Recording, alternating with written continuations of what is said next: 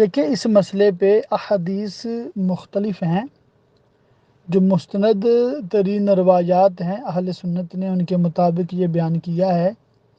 کہ نبی کریم صلی اللہ علیہ وآلہ وسلم کے والدین پہلے ہی جنتی تھے، مومن موحد تھے، دین ابراہیمی پر تھے، کبھی انہوں نے بت پرستی نہیں کی تھی، مگر پیارے آقا صلی اللہ علیہ وآلہ وسلم کی خواہش تھی کہ ان کو بھی اپنی امت میں شامل کرنے کا شرف عطا فرمائیں، تو آپ کی دعا سے وہ زندہ ہوئے، وہ آپ کی امت میں شامل ہوئے، پھر واپس قبروں میں تشریف لے گئے۔ اس ٹاپک پہ علماء اہل سنت کے بے شمار آپ کو یوٹیوب پر بیانات مل جائیں گے، کتابیں مل جائیں گی، رسالے مل جائیں گے۔ علامہ جلال الدین سیوطی شافعی علیہ رحمہ بہت پرانے بزرگ ہیں، انہوں نے ایمان والدین مصطفیٰ صلی اللہ علیہ وآلہ وسلم رضی اللہ تعالیٰ عنہما پر پورا رسالہ لکھا ہے۔ تو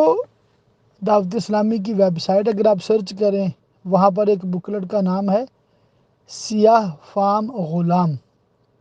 تو اس میں بھی اس ٹاپک کو بڑا ڈیٹیل کے ساتھ ڈسکس کیا گیا ہے۔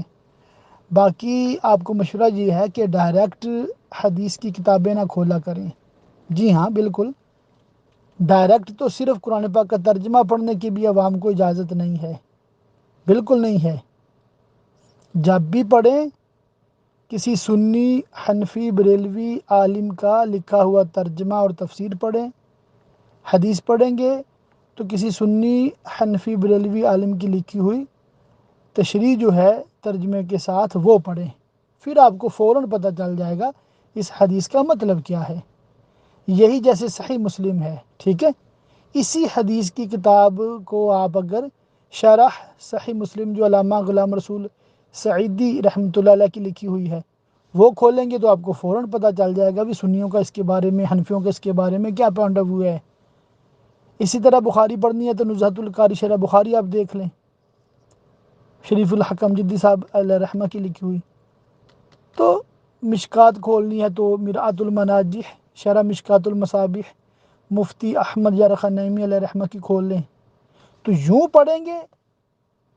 تو پھر آپ کو سمجھ آئے گی صحیح، ٹھیک ہے۔ باقی جو حدیث ہیں اس باب میں چونکہ مختلف ہیں، اسی طرح آمین بالجہر کا مسئلہ ہے، قرات خلف الامام کا مسئلہ ہے، پھر مطلب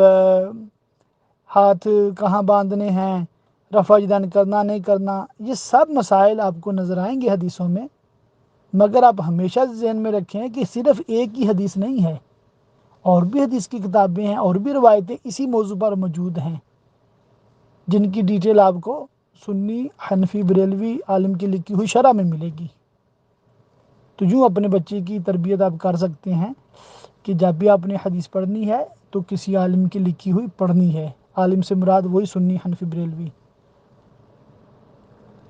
اللہ تعالی ہم سب کو دین اسلام کو خوب سمجھنے، عمل کرنے، دوسروں تک پہنچانے کی توفیق عطا فرمائے۔